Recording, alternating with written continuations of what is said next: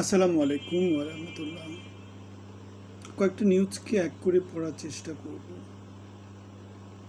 বাংলাদেশের জুলাই পরবর্তী যে সংস্কার আলোচনা ছিল, সেই সংস্কার আলোচনার সর্বশেষে যেটা হয়েছিল সেটা হচ্ছে ইউনূস সরকার জাতীয় নির্বাচনের সাথে একটা গণভোটও নিয়েছিল। সেই গণভোটে বাংলাদেশের ৭২% জনগণ বাংলাদেশের শাসন ব্যবস্থার সংস্কার, সংবিধান সংস্কার, বাংলাদেশের সরকারের যে কাঠামোগত সংস্কার সেগুলোর সাজেশন দিয়েছিল। আমরা দেখেছিলাম ইউনূস সরকারের যে সংস্কার আলোচনা ছিল সেখানে বিএনপি, বাংলাদেশের যে অন্যান্য যে রাজনৈতিক দলগুলো আছে তারা সবাই মিলে একটা ঐক্যমত কমিশনের আলোচনার ভিত্তিতে মোটামুটি সংস্কারের ব্যাপারে বাংলাদেশের রাজনৈতিক দলগুলো ঐক্যমতে এসেছিল। কিন্তু জনগণের ভোটে নির্বাচিত হয়ে আসার পরে বাংলাদেশ জাতীয়তাবাদী দল সংসদে গিয়ে জুলাই সনদের বিরুদ্ধে, গণভোটের বিরুদ্ধে অবস্থান নিয়েছে। তারা গণভোটের যে গণরায়, যে 4টা বিষয়ের উপর জনগণ ভোট দিয়েছিল, যেগুলোর পক্ষে তারা হাঁ ভোট দিয়েছিল, সেই গণভোটের গণরায়কে তারা পাল্টাতে চায়। এখানে সরকারের বাইরে থেকে আমরা হয়তো একরকমের চিন্তা করি, সরকারের ভিতরে থেকে যারা সরকারে আছে, যারা রাজনৈতিক দল হিসাবে আছে, বর্তমানে বিএনপি ক্ষমতায় আছে, তারা হয়তো ভিন্নভাবে চিন্তা করে।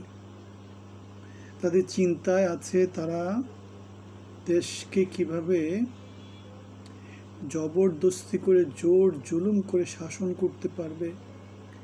বাংলাদেশের যে আর্থসামাজিক অবস্থা, সেখানে আমরা যেই শাসনতন্ত্র দেখে আসছি ৭১ পরবর্তীতে, সেই শাসন ব্যবস্থার বাইরে তারা যেতে চাচ্ছে না।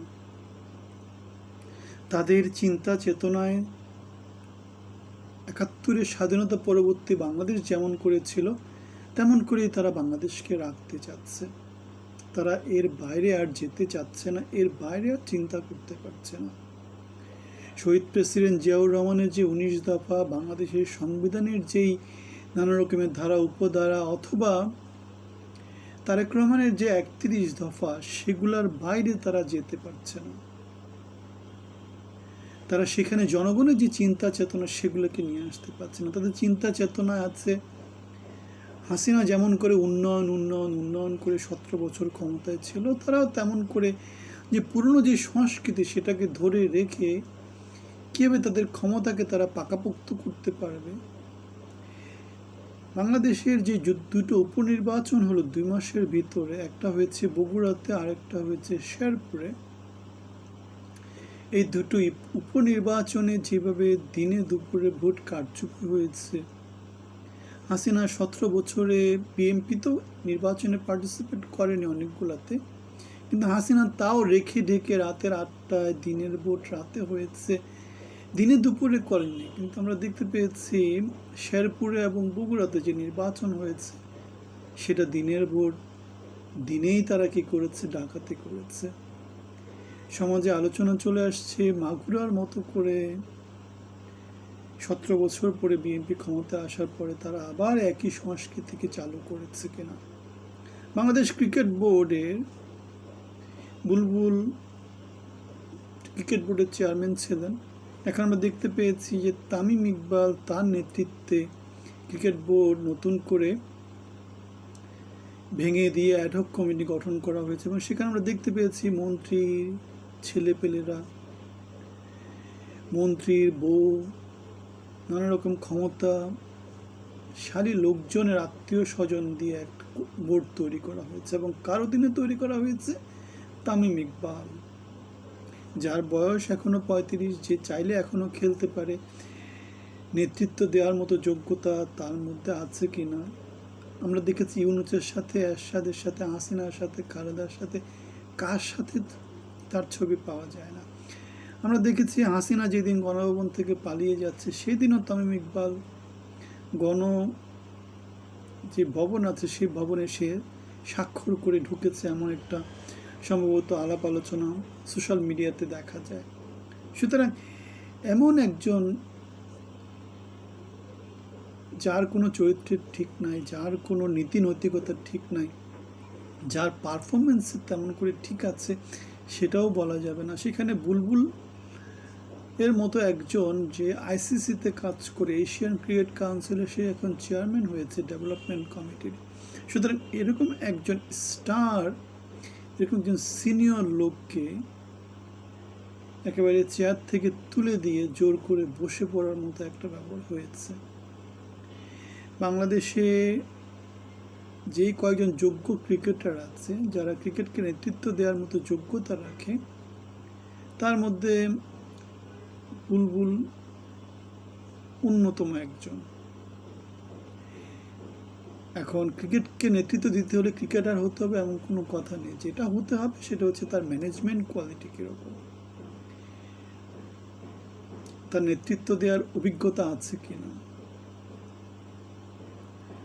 নাকি সে পেছনের দরজা দিয়েই সব সময় আসা যাওয়া করেছে। আমরা যেমন করে দেখেছি এরশাদের সাথে, হাসিনার সাথে, খালেদার সাথে, ইউনূসের সাথে, সবার সাথেই সে কী করে ছবি তুলে বেড়ায় এবং সেগুলো দিয়ে সে কী করে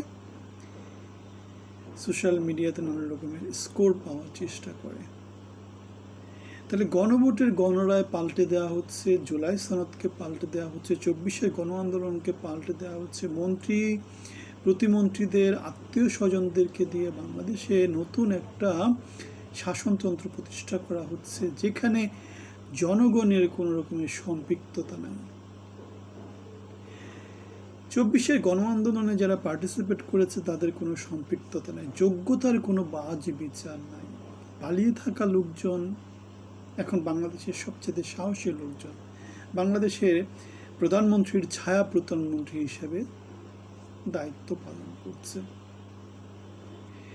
জুলাইয়ের অথবা 17 বছরের আন্দোলন সংগ্রামে যারা দেশে ছিল, যারা সংগ্রামে গুরুত্বপূর্ণ ভূমিকা পালন করেছিল, যারা অনলাইনে অফলাইনে বিচরণ করেছিল, বাংলাদেশের পক্ষ হয়ে কথা বলেছিল, সেরকম ত্যাগী নেতৃত্ব, ত্যাগী লোকজনের কোথাও কোনো মূল্যায়ন হচ্ছে না। ইউনূস 17 মাস দেশকে শাসন করেছে, এখন তার নানা রকমের অপকীর্তি পত্রপত্রিকার মধ্য দিয়ে, নানা রকমের আলোচকদের মধ্য দিয়ে সামনে আসছে। হাসিনা 17 বছরের শাসনের নানা রকমের অপকীর্তি নানা রকম আলোচকদের মধ্য দিয়ে, মিডিয়া ব্যক্তিত্বের মধ্য দিয়ে সামনে আসছে। ইউনূস যখন ছিল তখন কিন্তু কেউ বলতে পারেনি ইউনূসের অপকীর্তির কথা, আমরা বলেছিলাম। হাসিনা 17 বছরের অপকীর্তির কথা কেউ বলতে পারেনি, কেউ সাহস করেনি 5ই আগস্টের আগ পর্যন্ত, আমরা বলেছিলাম। বিএনপি সরকারের এই যে অপকীর্তি, সংসদকে তারা যেভাবে একটা কমেডি জায়গা হিসেবে পরিগণিত করেছে, সংসদ নেতার উপস্থিতিতে যেভাবে পালিয়ে থাকা নেতৃত্ব প্রধানমন্ত্রীর ভূমিকা পালন করছে, সেটা বাংলাদেশের জন্যে, আমাদের ভবিষ্যতের জন্যে, বৈশ্বিক পরিমণ্ডলে বাংলাদেশের গ্রহণযোগ্যতা সম্পর্কে বিশাল রকমের প্রশ্ন তৈরি করে কিনা সেটা আপনারাই বিবেচনা করবেন। আপনাদের সবার জন্য শুভকামনা। ভালো থাকবেন। আসসালামু আলাইকুম।